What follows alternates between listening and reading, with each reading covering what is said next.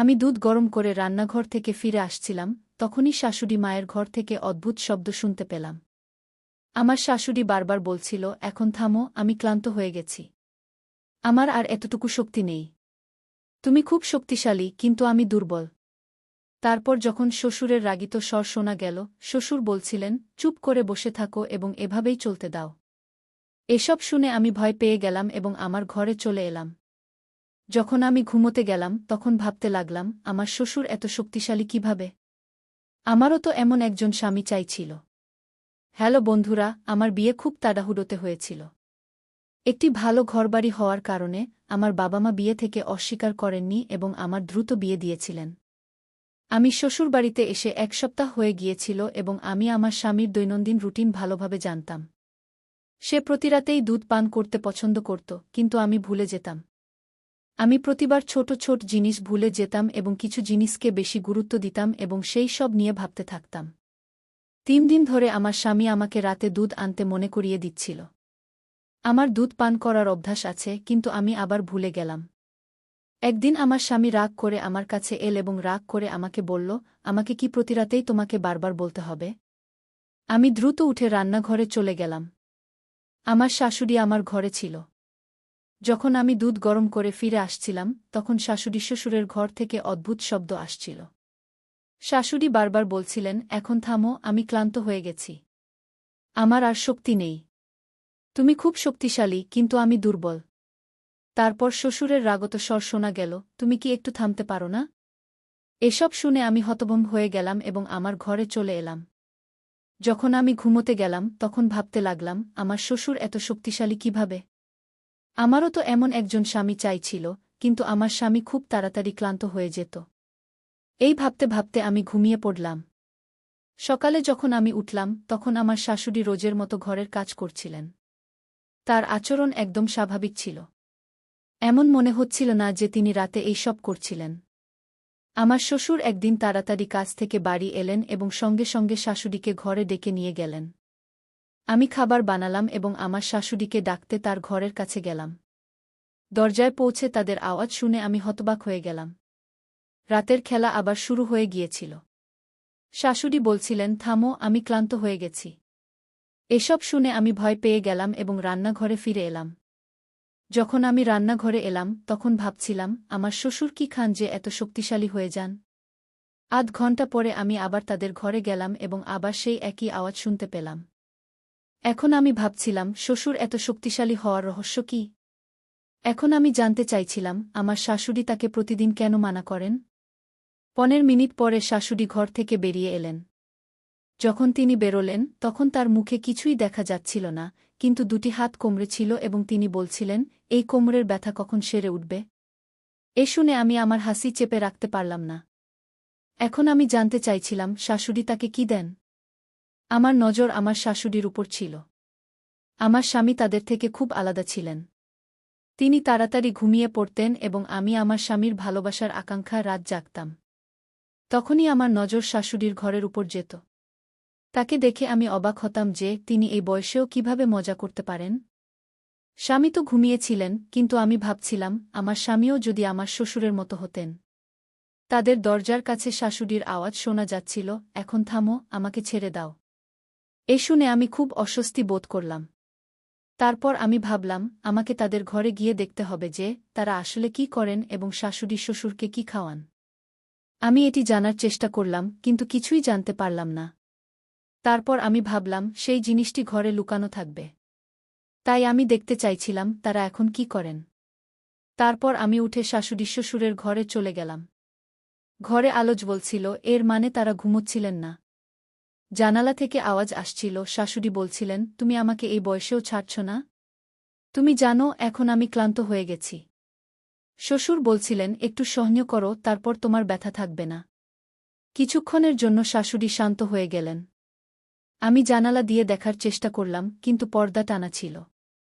আওয়াজ শোনা যাচ্ছিল, কিন্তু কিছু দেখা যাচ্ছিল না। এটি দেখে আমি হতাশ হয়ে গেলাম এবং আমার ঘরে ফিরে এলাম। আমিও আমার বিছানায় এসে ঘুমিয়ে পড়লাম। তখনই আমার স্বামী রাগ করে বললেন, এই সময় কোথা থেকে আসছ? তার প্রশ্ন আমাকে হতবাক করে দিল। আমি তার দিকে ভালো করে তাকালাম, তখন স্বামী তার বিছানা থেকে উঠে দাঁড়ালেন এবং আমার দিকে অদ্ভুত দৃষ্টিতে তাকিয়ে বললেন, তুমি আমার সম্পর্কে কি ভাবছ? আমি ঘুমোচ্ছি, তাই তুমি কিছুই করবে এবং আমার কিছুই জানা থাকবে না। স্বামীর তারা আমাকে বিরক্ত করেছিল। তারা বলল, সত্যি বলো তুমি কোথায় গিয়েছিলে? আমি তৎক্ষণাৎ বললাম, আমার ভাল লাগছিল না, মাথা ব্যথা হচ্ছিল, তাই আমি বাইরে উঠানে চলে গিয়েছিলাম। এখন তুমিই বলো, এতে কি ভুল আছে? আমি একটু জোরে বললাম। সে এক মুহূর্তের জন্য চুপ থাকল এবং বলল, বাইরে উঠানে যাওয়ার কি দরকার ছিল? পরের বার যখন তোমার মাথা ব্যথা করবে আমাকে জাগিয়ে দিও। তোমার একা বাইরে যাওয়ার দরকার নেই। এটা বলেই তারা আবার ঘুমিয়ে পড়ল। জানি না আমার মনে কি চলছিল, আমি তাদের ভালোবাসার জন্য তৃষ্ণার্ত ছিলাম, কিন্তু নিজে থেকে তাদের কাছে যাওয়ার সাহস পাচ্ছিলাম না। সেই রাতে কখন ঘুম এসেছিল আমি নিজেই টের পাইনি। এখন আমি শাশুড়ির ঘর থেকে দিনরাত একই আওয়াজ শুনতে পাচ্ছিলাম এবং ভাবছিলাম এটা কি করছে। পরের দিন আমার স্বামী বলল, আমি 3 দিনের জন্য বাইরে যাচ্ছি। যখন সে আমাকে এটা জানাল, আমার মাথায় একটি চমৎকার ধারণা এল। আমি ভাবলাম, দেখি আজ তাদের ঘরে কি হচ্ছে। আমার শাশুড়ি সন্ধ্যায় খাবার খাওয়ার পর বাইরে হাঁটতে যাচ্ছিল এবং তারা দুজনেই পরস্পরের সাথে কথা বলছিল। আমি তাদের দেখে অবাক হয়ে যেতাম যে এই বয়সেও তারা একে অপরের সাথে সময় কাটায়। তাদের এবং আমার জীবন খুব আলাদা ছিল। তারা এই বয়সেও পূর্ণ জীবন যাপন করছিল আর আমরা আলাদা ছিলাম। সেদিন আমি দ্রুত আমার সব কাজ শেষ করলাম এবং আমার শাশুড়ি শ্বশুরের ঘরে চলে গেলাম। আজ আমি শাশুড়ির ঘরে লুকিয়ে সত্যি জানার চেষ্টা করছিলাম। আমার শ্বশুর তার স্ত্রীকে খুব ভালোবাসেন এবং তাকে খুব খুশি রাখেন। আমার স্বামী আমাকে ততটা খুশি রাখতে পারে না, তাই আমি জানতে চেয়েছিলাম আমার শ্বশুর এমন কি খান যা তাদের এত শক্তিশালী করে তোলে। আমি এটা আমার স্বামীকে দিতে চেয়েছিলাম। এটা দেখার জন্য আমি সেই রাতে তাদের ঘরে লুকিয়েছিলাম। সেই রাতে আমি যা দেখলাম তাতে আমি হতবাক হয়ে গেলাম। আমি তাদের কোনো শর্ত ছাড়াই দেখছিলাম। কিছুক্ষণ পর আমি উঠে দাঁড়ালাম এবং তাদের কাছে গেলাম। তারা আমাকে অবাক হয়ে দেখছিল, তাদের বিশ্বাসই হচ্ছিল না যে আমি তাদের ঘরে আছি। পরের দিন আমার স্বামীও বাড়িতে ছিল না এবং এখন আমি আবার সিদ্ধান্ত নিলাম যে আমি রাত কাটাবো আমার শ্বশুরের ঘরেই।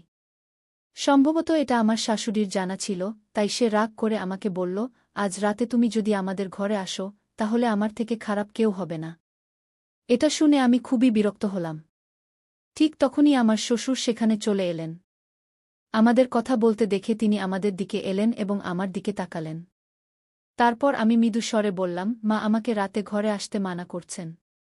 এটা শুনে আমার শ্বশুর খুব রেগে গেলেন এবং রাগত স্বরে তার দিকে তাকিয়ে বললেন, বুকে মানা করো না। তার উপর আমার ঠিক ততটাই অধিকার আছে যতটা তোমাদের উপর আছে। তারপর তুমি তাকে কেন মানা করছ? যা তুমি নিজে করতে পারো না তাকে করতে দাও। তার চলে যাওয়ার পর আমার শাশুড়ি বলল, যদি তুমি আজ আমাদের ঘরে আসো, তাহলে আমি তোমার স্বামীকে তোমার বিরুদ্ধে করে দেব। এটা শুনে আমি খুবই বিরক্ত হলাম। যদি সে আমার স্বামীকে আমার বিরুদ্ধে কিছু বলে, তাহলে সে আমার উপর রাগ করবে। আমার পক্ষে এসব সহ্য করা অসম্ভব ছিল। আমি জানতাম আমার স্বামী সন্দেহপ্রবণ মানুষ। যদি তার মনে কোনো কথা ঢুকে যায় তাহলে তা দূর করা সহজ নয়। আমার এখনও মনে আছে, যখন প্রথম দিকে একবার আমি ঘর থেকে বাইরে চলে গিয়েছিলাম, তখন সে আমাকে কত রাগ করে কথা বলেছিল। আমি তার চোখে সন্দেহ দেখে ভয় পেয়ে গিয়েছিলাম। যদি আমার শাশুড়ি এমন কিছু বলে তাহলে আমি কি করব? আর আমার স্বামী তার মায়ের কথা শুনবে এবং তার উপরই বিশ্বাস করবে। তারপর আমি সিদ্ধান্ত নিলাম যে আমি আমার শাশুড়ির কথা মানব, তার সাথে মিশে যাব এবং সে রাগ করবে না। সে আমার স্বামীকে আমার বিরুদ্ধে করার চেষ্টা করবে না। আমি রাতের খাবারের পরপরই আমার ঘরে চলে গেলাম এবং ঘুমিয়ে পড়লাম। আমি খুব খুশি ছিলাম যে গতকাল আমি আমার শ্বশুরের ঘরে গিয়েছিলাম এবং তাদের দেখে আমি আনন্দ পেয়েছিলাম। কিন্তু যখন আমার শাশুড়ির আচরণের কথা মনে পড়ল, আমি চুপ হয়ে গেলাম। ঠিক তখনই দরজায় কড়া নাড়ল। আমি দরজা খুললাম, সামনে আমার শ্বশুর দাঁড়িয়েছিলেন। তিনি আমাকে অবাক হয়ে দেখলেন এবং বললেন, আজ তোমাকে আমার ঘরে আসার কথা ছিল, এখনও কেন আসনি? তার কথায় আমি ভাবনায় পড়ে গেলাম এবং বললাম, আজ আমার শরীর ভালো নেই। আমার শ্বশুর কিছুক্ষণ আমাকে শান্তভাবে দেখলেন, তারপর বললেন, আমি জানি তুমি কেন মানা করছ। তুমি সম্ভবত তোমার শাশুড়ির ভয়ে এসব বলছ। চিন্তা করো না, আমি তাকে বুঝিয়ে দিয়েছি। এখন আমি তোমার জন্য অপেক্ষা করছি। যখন আমি তার ঘরে গেলাম, আমি খুব খুশি হলাম এবং তারা আবার সেই একই কাজ করছিল। আমার শাশুড়ি গতকালের আগেই ক্লান্ত হয়ে পড়েছিল। কিছুক্ষণ পর তার শ্বাস ছোট হয়ে এল এবং বলল, আজ আমার শরীর ভালো নেই, আমি আজ এসব করতে পারব না। ঠিক সেই মুহূর্তে শ্বশুর বললেন, তোমার কি সমস্যা হচ্ছে? দিনের পর দিন তুমি আমাকে খুব কম সময় দিচ্ছ এবং দ্রুত ক্লান্ত হয়ে পড়ছ। এখনই এখানে এসো। এখন যদি তুমি চুপ করে না বসো, তাহলে আমার চেয়ে খারাপ কেউ হবে না। তারপর আমার শাশুড়িও আমাদের সাথে চলে এল। আমরা বেশ কিছুক্ষণ ধরে এটাই করতে থাকলাম। কিছুক্ষণ পর আমার শাশুড়ি একপাশে সরে গেল এবং বলল, এখন আমার কাজ শেষ। আমার আর সাহস নেই। তারপর আমরা দুজনেই এটাই করতে থাকলাম এবং বেশ কিছুক্ষণ পর যখন আমি ক্লান্ত হয়ে পড়লাম, তখন আমার শ্বশুর নিজেই আমাকে বললেন, তুমি খুব ক্লান্ত হয়ে গেছ। এখন আমরা এই কাজ বন্ধ করি এবং কাল ছুটি নিই। এটা শুনে আমার খুব দুঃখ হল যে তারা কাল রাতে কাজ করতে পারবে না। এই ভাবছিলাম যে দরজায় কড়া নাড়ল। দরজা খুললে আমার শ্বশুর বাইরে দাঁড়িয়েছিলেন। তিনি আমাকে অদ্ভুত দৃষ্টিতে দেখলেন এবং বললেন, আজ তুমি খুব সুন্দর দেখাচ্ছ। আমি তার প্রশংসায় লজ্জা পেলাম। তিনি বললেন, চলো আজও কাজ করি। ঘরে এসো, আমি তোমার জন্য অপেক্ষা করছি। আমি তার ঘরে চলে গেলাম এবং তারপর আমরা তিনজনই সেই কাজ করতে লাগলাম যা গত 2 দিন ধরে করছিলাম। এখন আমার মন বলছিল যে আমাকে এই কাজ প্রতিদিন করা উচিত। পরের দিন আমার স্বামীও বাড়ি ফিরে এলেন। স্বামী আসার পরই তিনি আমাকে তার অস্থিরতাপূর্ণ প্রেমের গল্প শোনাতে লাগলেন। আমার ছাড়া তিনি কতটা অস্বস্তিতে ছিলেন এবং আমি সেখানে কত কিছু মিস করছিলাম। আমিও তার কথায় খুব খুশি হলাম যে শেষ পর্যন্ত সে আমার অনুভূতি বুঝতে পেরেছে এবং আমার অভাব অনুভব করেছে। তারপর আমি আমার মাথা তার বাহুতে রাখলাম এবং আরামে ঘুমিয়ে পড়লাম। এখন আমি প্রতিদিন স্বামীর ঘুমানোর পর শ্বশুরের ঘরে যেতাম। তারপর আমরা মধ্যরাত পর্যন্ত এটাই করতাম। এক রাতে যখন আমি শ্বশুরের ঘর থেকে ফিরে আমার ঘরে এলাম, তখন আমার স্বামী খুব রেগেছিলেন। আমার স্বামী আমাকে বললেন, আমি তোমাকে বলেছিলাম যে রাতে ঘর থেকে বেরিজো না, কিন্তু তুমি আমার কথা মানোনি। এখন সত্যি সত্যি বলো তুমি কোথায় গিয়েছিলে? আমি তার পাশে বসলাম এবং বললাম, আমি তোমার মায়ের ঘরে গিয়েছিলাম। এটা শুনে তিনি আশ্চর্য হয়ে গেলেন। তুমি এতক্ষণ আমার মায়ের ঘরে কি করছিলে? তিনি আমাকে সন্দেহের দৃষ্টিতে দেখলেন।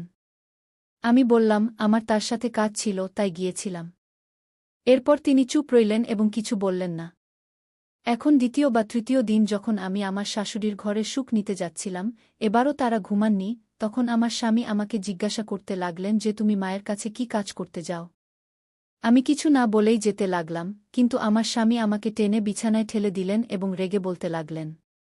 আমি তাকে এত রেগে দেখে ভয় পেলাম এবং তাকে বলতে যাচ্ছিলাম যে দরজায় কড়া নাড়ল। আমার স্বামী গিয়ে দরজা খুললেন। সামনে আমার শ্বশুর ছিলেন। তার আমার স্বামীর সাথে কিছু কাজ ছিল, তাই তিনি তার ছেলের সাথে চলে গেলেন। আমি একটা গভীর শ্বাস নিলাম এবং শান্ত হলাম। তারপর কিছুদিন পর এক রাতে যখন আমি শ্বশুরের ঘরে গেলাম, তখন সম্ভবত আমার স্বামী ঘুমাননি এবং তিনি আমাকে খুঁজতে খুঁজতে সেই ঘরে চলে এলেন। সামনে আমাদের এমন করতে দেখে তিনি হতবাক হয়ে গেলেন। যখন তিনি আমাদের এক পায়ে দাঁড়িয়ে পূজা করতে দেখলেন, তখন তার মুখ থেকে তীব্র আওয়াজ বের হল, কি হচ্ছে? তখন আমার শাশুড়ি তার অন্য পা মাটিতে রাখল এবং সোফায় বসে বলল, তোমার বাবা কতদিন ধরে এই পূজা করছেন? তার কথা হল যে এক পায়ে দাঁড়িয়ে এইভাবে পূজা করলে ঈশ্বর প্রসন্ন হন এবং মানুষ যা চায় তা সব পায়। আমি দ্রুতই ক্লান্ত হয়ে পড়ি, কিন্তু তোমার স্ত্রী এবং বাবা দীর্ঘসময় ধরে এই কাজ করেন। জানি না কেন এই দুজন ক্লান্ত হন না। এটা শুনে আমার স্বামী আমার দিকে হেসে তাকালেন এবং বললেন, আমার স্ত্রী খুব ভালো এবং কখনো ক্লান্ত হয় না। তিনি খুশি হয়ে এমন বললেন। এটা শুনে আমি লজ্জা পেলাম, কিন্তু তারপর আমার স্বামী সবাইকে বোঝালেন যে এই ধরনের অন্ধবিশ্বাস রাখা ঠিক নয়। যদি সত্যি মন থেকে ঈশ্বরের পূজা করা হয়, তাহলে সব ঠিক হয়ে যাবে। বেশ বুঝানোর পর আমার শ্বশুর মানলেন এবং তারপর একজন সাধারণ মানুষের মতো আচরণ করতে লাগলেন। এখন তিনি সকালে স্নান করে ঈশ্বরের ধ্যান করতে লাগলেন এবং আমরাও নিজেদের সংশোধন করলাম এবং ভালোভাবে থাকতে লাগলাম। তাই বন্ধুরা, আজকের গল্প এটাই ছিল। গল্পটি কেমন লাগলো কমেন্ট করে জানাও এবং চ্যানেল সাবস্ক্রাইব করতে ভুলো না।